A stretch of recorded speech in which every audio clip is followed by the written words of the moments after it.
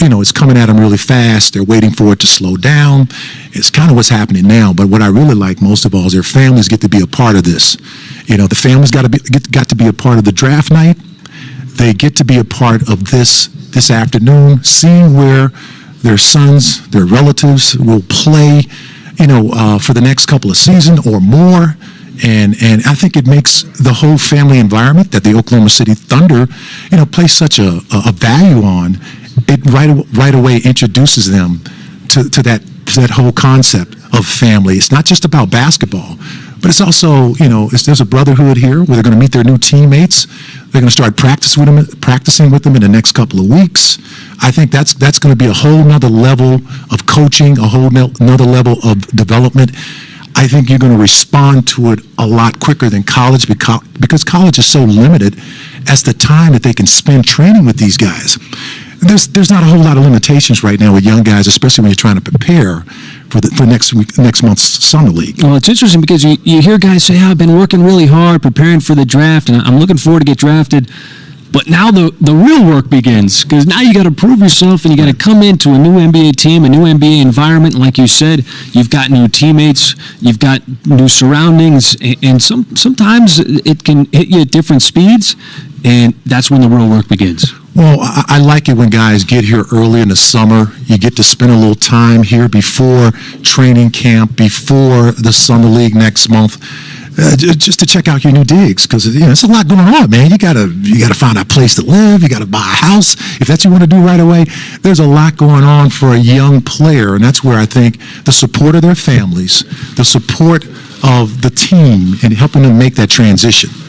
All right, Sam Presti, the general manager of the Oklahoma City Thunder, as well as the 4 new draft picks making their way center stage, where they will be addressing the media and welcoming to OKC. And we will send it to Matt Tumbleson, the Vice President of Communications for the Oklahoma City Thunder, who will get things started here inside Paycom Center.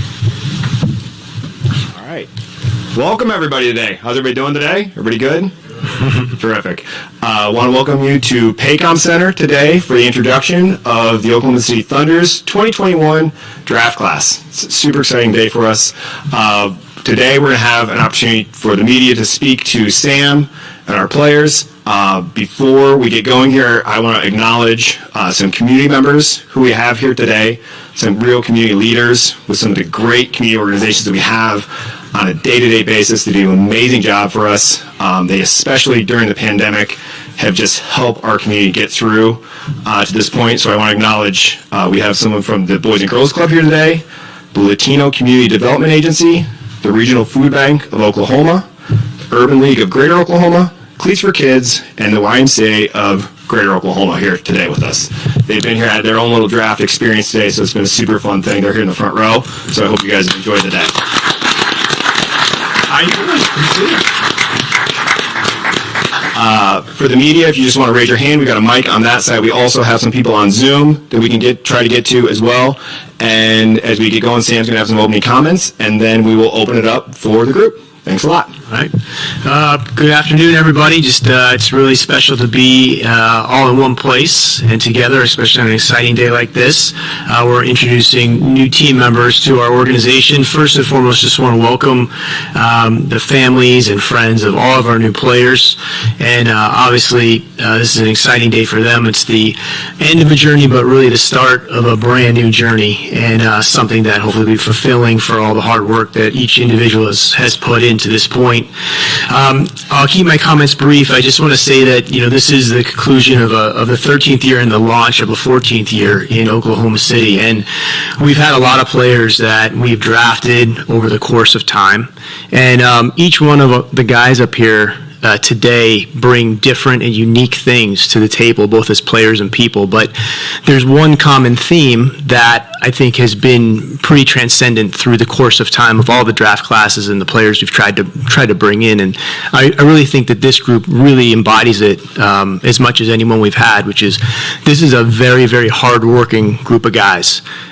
This is a group of guys that, as I said before, have dynamic talents, different skills, different approaches, come from all over the world, but they have one thing in common, which is they know how to work and they know how to put time in, and they understand how to play for one another.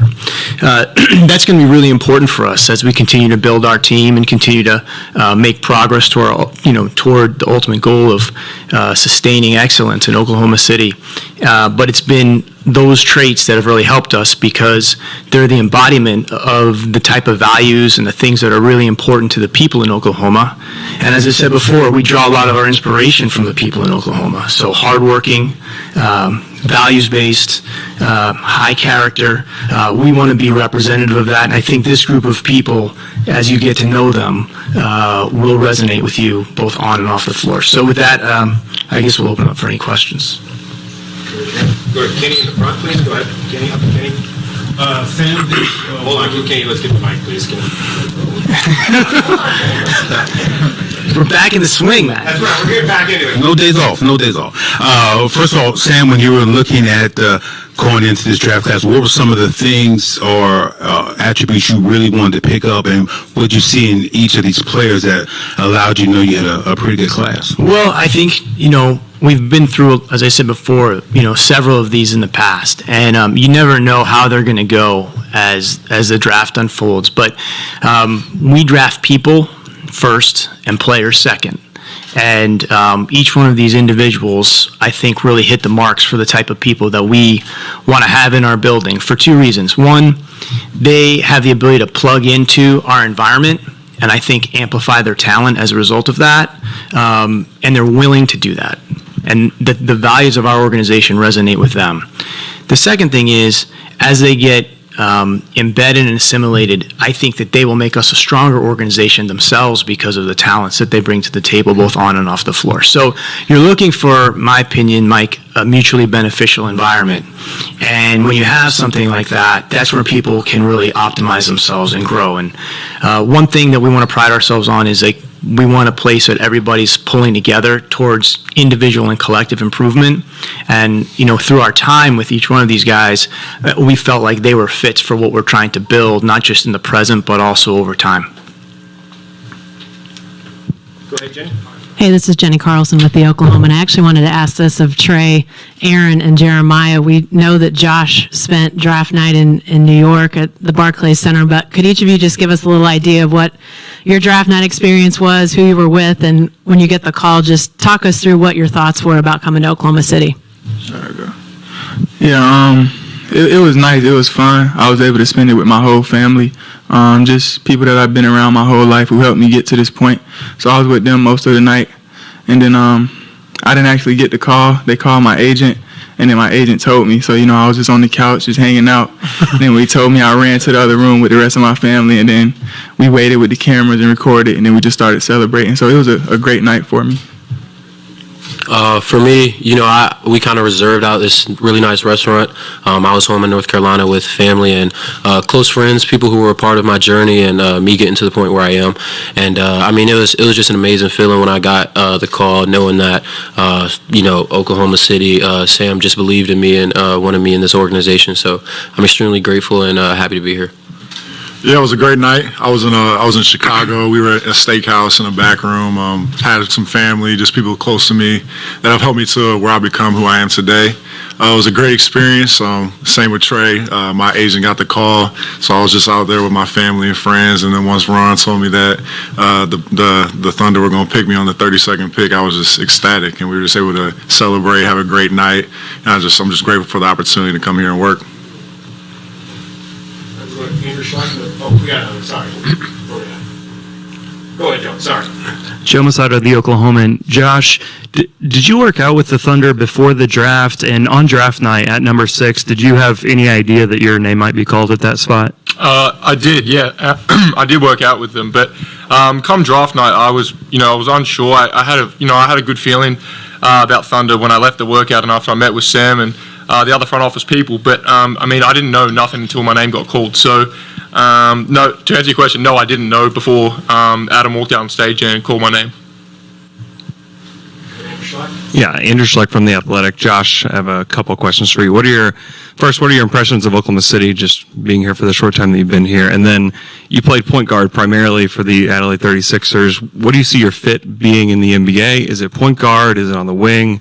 How do you envision yourself in the NBA? Yeah, first impressions of the city's awesome. I mean, the fan base, the people in the organization, the city as a whole has been great welcoming us. I think I speak for all the guys when I say it's a class organization, and the fans are first class. So that's been great. And then in terms of being a guard, I mean, obviously being bigger allows me to play a few more positions, be a bit more versatile on the floor. So whether I've got the ball in my hands or as you know, we've got guys that can handle the rock on this team. So I'm going to have to learn to play off the ball as well. So it's going to be adjusting to who we have on the floor, and I'm sure that'll be it won't take too long for me to work with the ball or without the ball. Nick Crane, Forbes. This one's for Trey. You grew a couple inches between your freshman and sophomore season. Brings an after question. Are you still growing? And then, regardless, what was that like freshman year versus sophomore with that extra size? I mean, my mom and dad pretty tall, so hopefully I'm still growing. I haven't went to the doctor lately, so hopefully I'm still growing. But yeah, that couple inches that I grew over the summer helped out a lot. But honestly, I think what helped me the most, as far as being more comfortable and being able to play I wanted to play for my sophomore year, was gaining the weight. I put on about like 15 pounds, and I just felt more comfortable, being able to get to the rim, playing my game on offense and defense. So I say the weight gain helped me out more. Hey, Ryan Chapman, SI. This one's for Sam. You talked during, I believe it was the pre-lottery press conference, about the struggle of everyone trying to evaluate this talent in the pandemic. Is there an extra layer of that when you're evaluating an international guy like Josh? Like, how much more difficult was that for you than normal? Well, I mean, it's challenging, but same challenge for everybody. I have a funny story about that. So I went down to the G League bubble this year, and we had a quarantine. And I was down there with our blue team, and so I had 4 days to sit in my room, and that was the first time I really dug into a lot of his film. So by the time I left my room, I had a pretty good feel for him, I think, because I piled up a bunch of games and I sat in there, and that was very helpful because it was just like so consistent.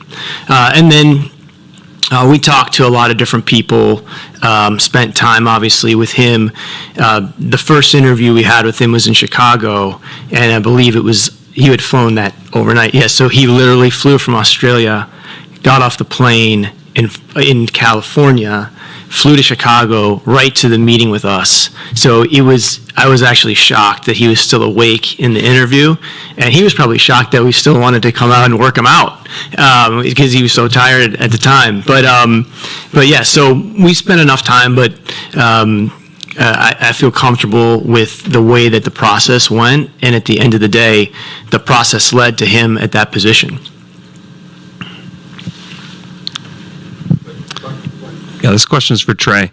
One of your main skills is shooting the ball off the dribble, from deep. What players do you look up to in the NBA? Who do you model your game after? A couple players I look up to are guys like Stephen Curry, Trae Young, Damian Lillard, those guys who are able to, shoot off the dribble from deep. I try to take a little bit of everybody's game and add it to mine, those same type of players. But I just feel like I'm my own player, so at the end of the day, I'm going to come in and do what I feel like I do best. This is for Jeremiah. Sam described you the other night as just tough, physical, cerebral. What are some of the things that you're trying to bring to the game and ways in which you think you can impact things? Yeah, I mean, I take a lot of pride in defensive rebounding, and I feel like at Villanova, those are two things that Jay Wright takes a lot of pride in. So I feel like those are two things that have got me to the position where I am today, and I just love to work. So, I mean, just coming in, being able to work, play on the defensive end, and just do what leads to success for the team, just all the little details.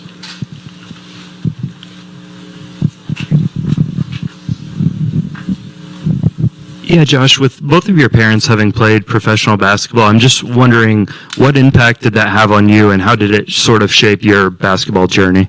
Yeah, it was big. I mean, obviously, I grew up from a young age with the ball in my hands, just having my family and my parents so heavily involved in the game. And then, when Dad retired, he came into a coaching role straight away. And so ever since I was little, I've always been around, holiday camps and trainings and games and stuff. So been involved with the game for a long time from a young age. So it was kind of always inevitable that, when I was 2-3 years old, I was always going to have a ball in my hands. So they've been big for me, coaching me right through my junior career. And giving me the knowledge that they've had over their long careers. It's been really beneficial for me. Did you ever consider playing college basketball in the States? Maybe you can confirm this for me, but I saw that you had a reported scholarship offer from the University of Oklahoma. I was just wondering if coming over here was ever an option versus playing professionally in Australia. It was. At one point, I was really set on it. I took a visit to Colorado University, and I came back from there, and I was ready to sign there. But I came back home, and I just changed my mind. I guess I started watching the NBL, and with the Next Star program that they put in place, it was something I wanted to be a part of. I was familiar with the league. I got to stay in Australia. And stuff like that. So it was a tough decision at the time, but looking back on it, I think I made the right one, and I'm happy with it. This is for Aaron, Daniel Bell from Black Sports Online. Your bread and butter in college was the mid-range game. With the way the NBA is trending with that going out of style now, do you see that continuing? And then why do you feel like that's one of the areas that you worked on the most? That's just a part of my game. It's something that I continue to work on, and even though it may be something that's trending downward in the NBA or even wherever it is, it's a part of my game. So it's something that I always have. I think I have the ability to shoot the outside ball outside of the three, and just regardless of how things are trending, I'm going to play my game and play it confidently. So.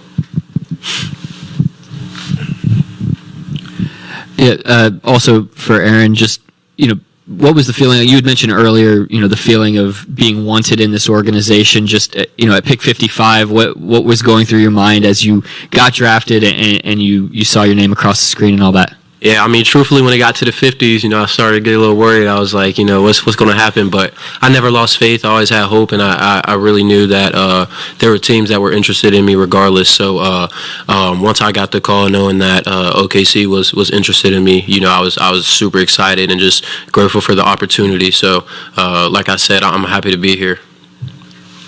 Myron Patton, Fox 25 here in Oklahoma City. It's for Josh and Sam. The unknown, because you play in Australia, is for the average basketball fan, they don't watch the NBL. What do they expect to see out of you? And Sam, you can hit on that as well. I'm sorry, in terms of what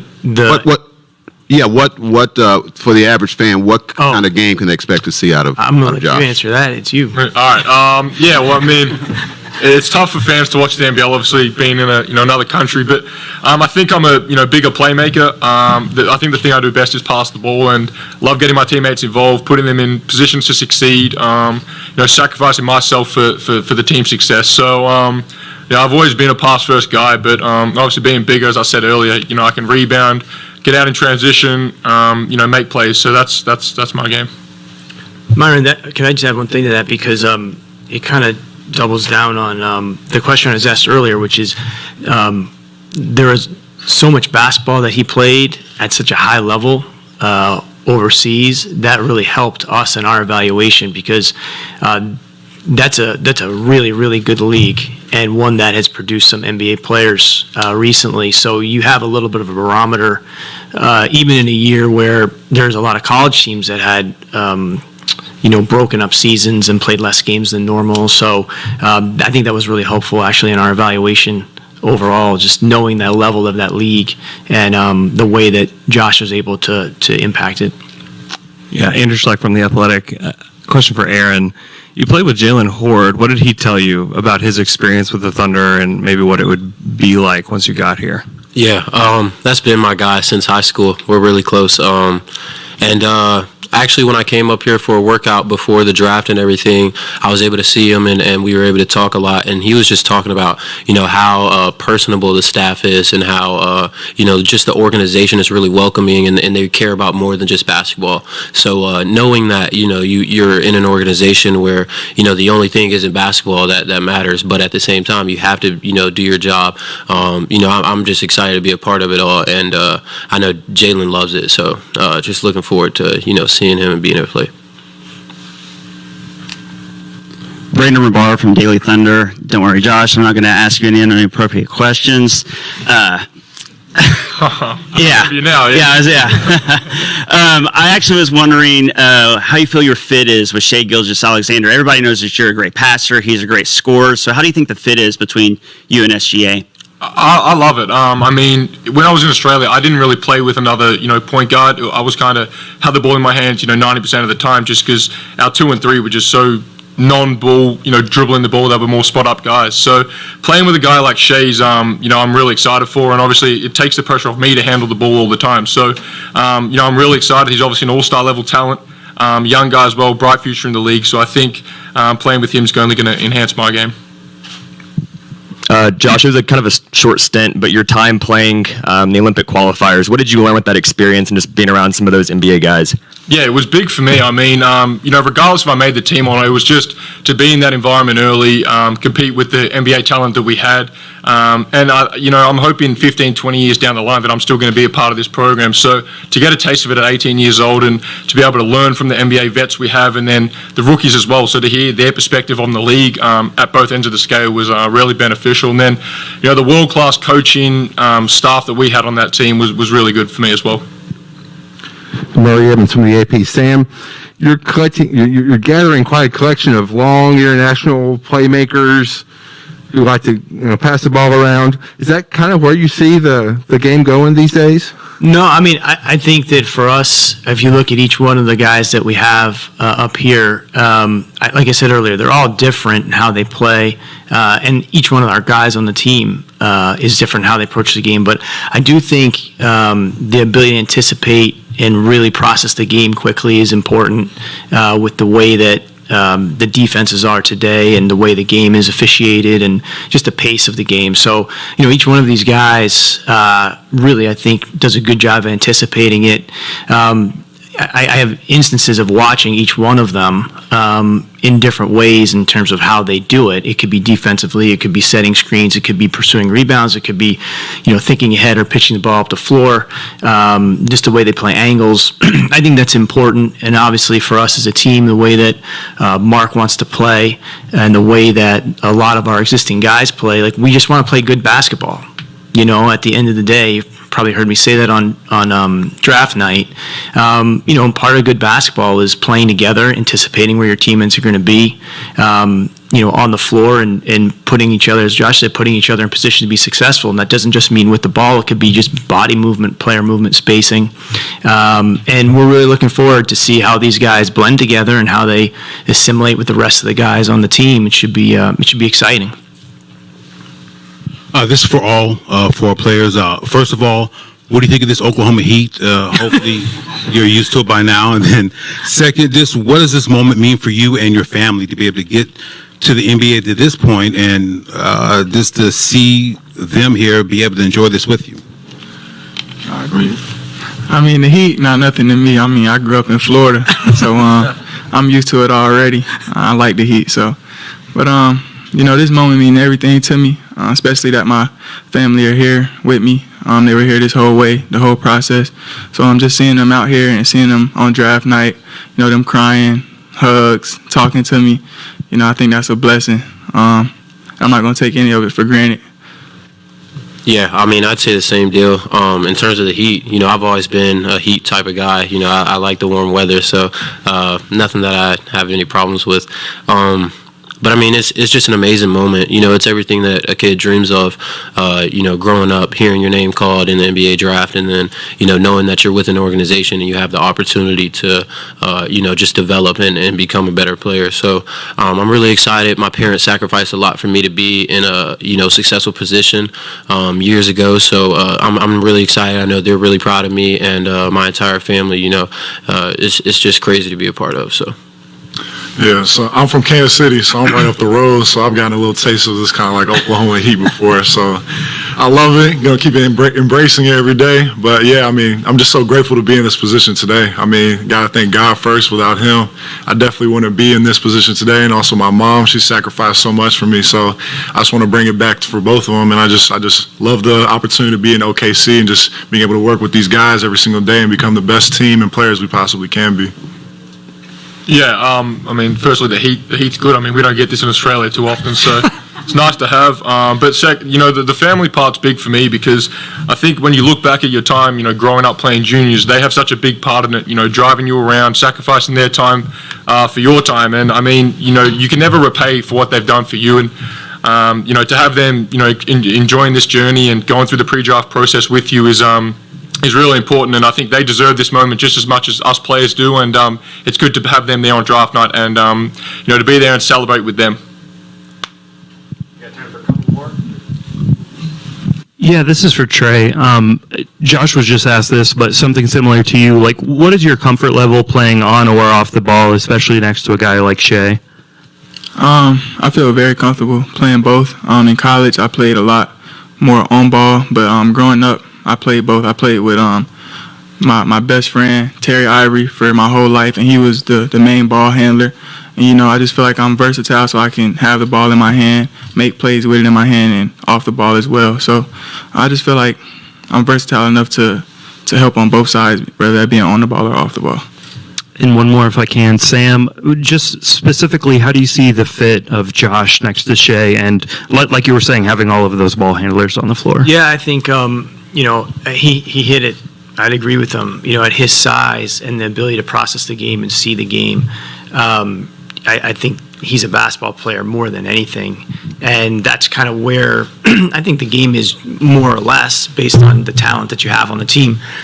And I think it's also a credit to Shea because of the way that he approaches the game. He makes it possible for us to kind of envision the ability to play a really team-based game where the ball is moving and there's multiple people making decisions, simultaneously with or without the ball. So I think it's a great fit. I think that everybody's going to have to put their work in. I think all the guys at the table here realize that it's not going to be easy to earn opportunity, and the NBA takes time to assimilate to, and you have to scratch and claw as a team, as an organization. That's for sure. But that's why they're up here, is because they've been able to prove that they've been able to do that to this point. And we're betting we're not drafting them for who they are. We're also drafting them for who they're going to be over time. And I'm confident that they'll be able to persevere through whatever challenges that they face. Hey, Sam, I wanted to ask you, there was a perception over several years of you guys going after guys that were super athletic, super long.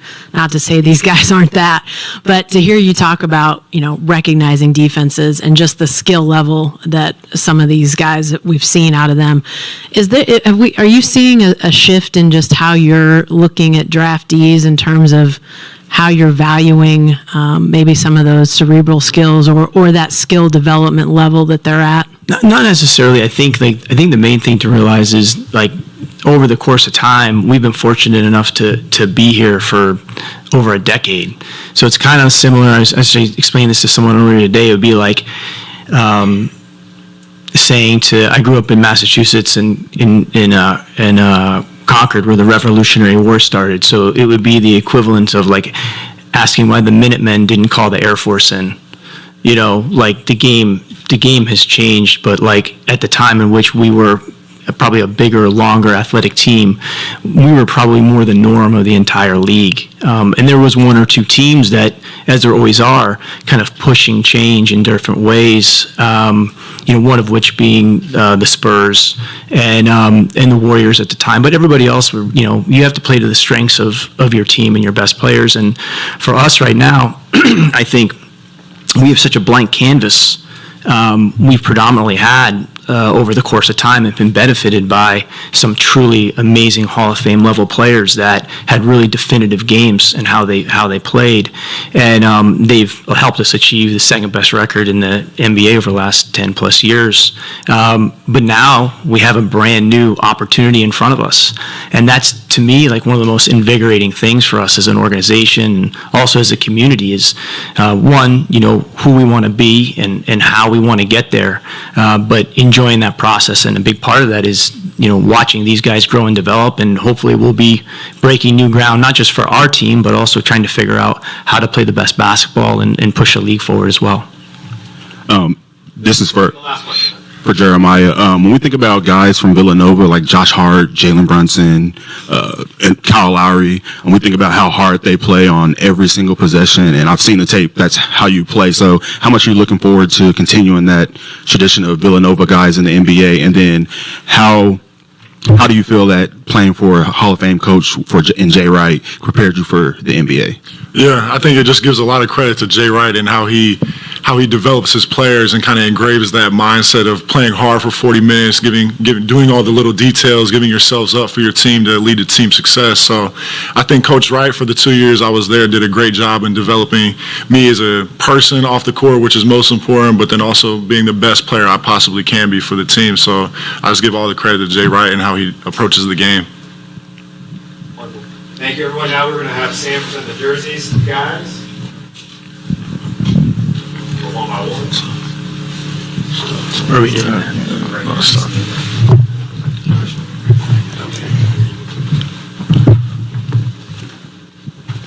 We go this way. Here you go.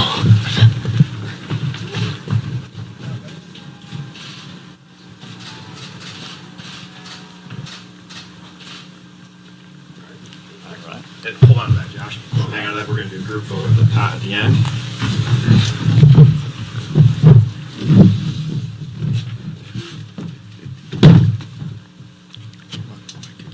Yeah, a little tighter.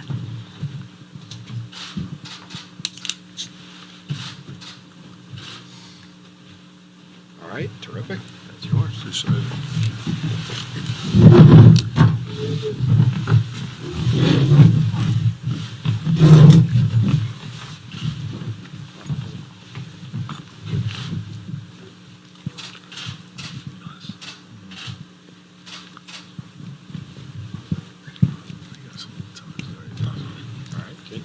Appreciate it.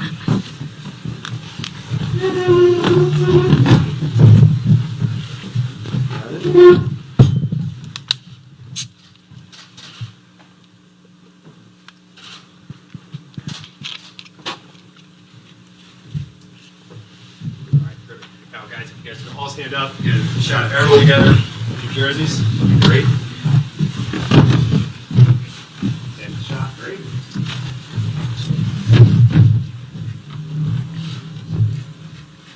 Go flip it around. Oh, my fault.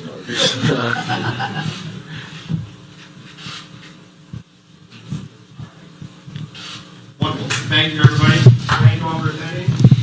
Great to see everyone. And that is a wrap.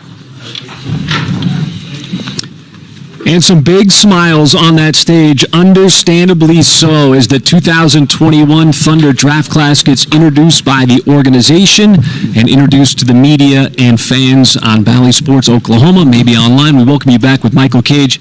I am Chris Fisher, and Michael, that had to be a lot of fun for these youngsters in this young draft class, getting an opportunity coming here to Paycom Center, having the media talk to them, getting to tell a little bit more about themselves as we continue to learn about them from draft night on Thursday. Some great nuggets coming out, like Jeremiah Robinson Earl talking about getting the call from his agent when he was at a steakhouse in Chicago and how much that meant to him. Aaron Wiggins saying it is a dream realized, and Trey Mann talking about who he models his game after. So some great nuggets coming out of there. But going back to the original theme that Sam Presti mentioned at the top of the press conference, this is a draft class that embodies Oklahoma City. It embodies this organization. It embodies the Thunder in the sense that it is very hardworking, it is high character, and it is high value. Well, and I just thought that they just look comfortable. I mean, this is a big moment in their life. Their lives have changed tremendously as of Thursday night. This is another turning point for them to be up on that stage. And we're talking about a couple of 20-year-olds, who I thought answered some pretty good questions. And I don't know if I was 20 years old, I could kind of answer some of those questions like they were answering, but they looked very comfortable. They looked like they were prepared to be here. This is, they understand what they're getting into. Just to, everybody be on the same page, recognizing, the hard work that's required, that they're going to have to put in for the next couple of months, getting ready for training camp, and really, just kind of more or less having that kind of approach already as really young players. All right, I think that we are going to be able to get a couple of interviews here as Nick and Paris are going to try to track down some of these draft picks, some of these young players. And let's send it over to Nick and Paris, who are standing by with Josh Giddey and Jeremiah Robinson Earl. Thank you very much, Chris. And let's just start with you guys. We saw you holding up those jerseys. How did that feel? Number 3, number 50. What was that like up there for you? I mean, it's a special moment. You dream of this being an NBA player your whole life, and this is kind of where it becomes real. You get that jersey, you get the press conference. So, to hold that jersey and have that thunder there is a special moment for me and for all the guys. Anything behind that number 3 for you? Look, my number was 6 originally, but it wasn't available. So I just went with something low, and 3 was what was available. Well, but what about you? What was that moment like, Jeremiah? Yeah, it's just really surreal just knowing all that work is finally paying off to start this new career in the NBA and just being a part of a team that believes in us as rookies and coming in and we're just able to work and just become the best team we possibly can be. I'm curious, I want to take you back just a little bit farther. What have the last 48 hours been like for both of you? Obviously, you're in the draft. You don't know where you're going to get picked, who's going to call your name. What have the past 48 hours been like from then to now? They've been crazy, just being in the steakhouse one night, then getting the call about being on a team, being around my family, my inner circle, just being there with people that truly love me for who I am, and it's just been crazy, honestly. Like, there really isn't words to describe it. It's a once-in-a-lifetime opportunity, and just being able to embrace it and just enjoy as much as you can is most important. And Josh, obviously, you were in the Barclays Center, and you had the opportunity to celebrate with your family. What were those hours like for you? Look, I mean, he said it pretty well. It's surreal. When Adam walks out to the stage, you're just thinking, is this going to be my name? And I was sitting there just, wondering when I was going to get called. And when he calls your name, you kind of black out and you don't really feel much. And I was just shocked for a second. Then you get up, you kind of embrace everyone. And it all happened so quickly. I barely remember walking up on stage and shaking his hand. So the whole process is fun. And that's the point where, your life changes forever. So to hear your name called is really something special. One thing that stood out to me just about the press conference was he talked about all you guys as just basketball players, basically. Not necessarily set into one track as a player. What did that mean to you? And as you think about your games, the way that you can impact things? Yeah, I mean, being a good person off the court is such a big part of having a good, sound organization. I think that's what Sam really empowers, is having good dudes, and I think we have a bunch of them on this team. And I mean, it's a big part of for a culture purpose going forward, and it's a young team, so hopefully this can be something special, leading into the success in the coming years. And Jeremiah, something that you mentioned was your defensive rebounding. That's not usually something that guys beat their chest about, but being a versatile defensive player is something that seems to be really important to you. Absolutely, being able to guard 1 through 5. If there's guys bigger than me, which there will be, being able to defend them in the mid post, lower post, perimeter, being able to guard dynamic guards out on the perimeter as well. Just important being able to guard all positions, and I think that's something all 4 of us can do as rookies right away, is being able to guard multiple positions, which is really important going out there on any given night, being able to guard really dynamic players. Kind of along those same lines, while everybody in this draft class comes with different skills, different talents, one thing that Sam pointed out was your hard work and your work ethic. Where does that come from for you guys individually? I would say my mom, just as a single parent, just raising me to be a great young man, and just seeing the things she sacrificed for her, so that she sacrificed for me. So just being able to see that on a day-to-day basis, how much hard work she displays for me, it really means a lot, and I want to do that for her. What about you, Josh? Yeah, I mean, similar. I mean, to get to this point, you have to work. So, I mean, it's a kind of no-brainer. But my parents sacrificing and giving up so much of their time for mine, and essentially changing their lives in order for me to have a better one. It's so beneficial and can never be repaid. But I mean, the sacrifices they've made is I guess what's got me here. Last thing I've got for both you guys, Josh, you mentioned Summer League coming up, that you're already got that circled on your calendar. What are you looking forward to the most about being able to get out there? Just playing basketball. I mean, it's been a long time for me since I played a game, so to get out there with this group, I'm really excited for it. I mean, it's a young team, so we're going to be together for the first time, a lot of us, and I'm really excited to get out there and play against other teams and rookies and stuff like that. So I think we've got a really, really good crop of guys coming in, and the guys that we'll have coming back from last year. It's going to be a special group, so I'm looking forward to playing with them. Yeah, and Jeremiah, the draft's on July 29th. August 8th is the start of Summer League. What are your thoughts just about this quick turnaround and getting the opportunity to just get right back out there? I mean, I think it's awesome. I mean, it's crazy. I mean, it's once in a lifetime. You just got to soak in everything. Just got to enjoy the process and enjoy everything that comes with it. Thank you guys both so much for your time. We really appreciate it, and good luck moving forward. Thank you so much. Welcome to Oklahoma City. Thank you. Appreciate it. All right, we'll send it back over to Chris and Michael. Thank you very much, guys. Well, Josh Giddey might have been the most enthusiastic draftee on Thursday night, and I think a little bit of that enthusiasm might have spilled over here on Saturday, Michael. Well, no question about it. I mean, you talk about the quick turnaround, and all of a sudden now you get a chance to not just, talk with Adam Silver for a minute and take a picture. You actually get to take some questions and, kind of, have your other three teammates here to kind of, exhale between questions and talk about how you really feel, instead of sometimes when you get drafted, you're shocked and they say you got to speak while you're being shocked. I thought that was kind of neat to see them all speak about, this transition here to Oklahoma City, what it took to get here. They all seem to have the same message of the family support, their mom, their dad. It's just talking about that journey and how they were a part of that, and and that they were here today, where things are a little bit more relaxed than they were, in New York.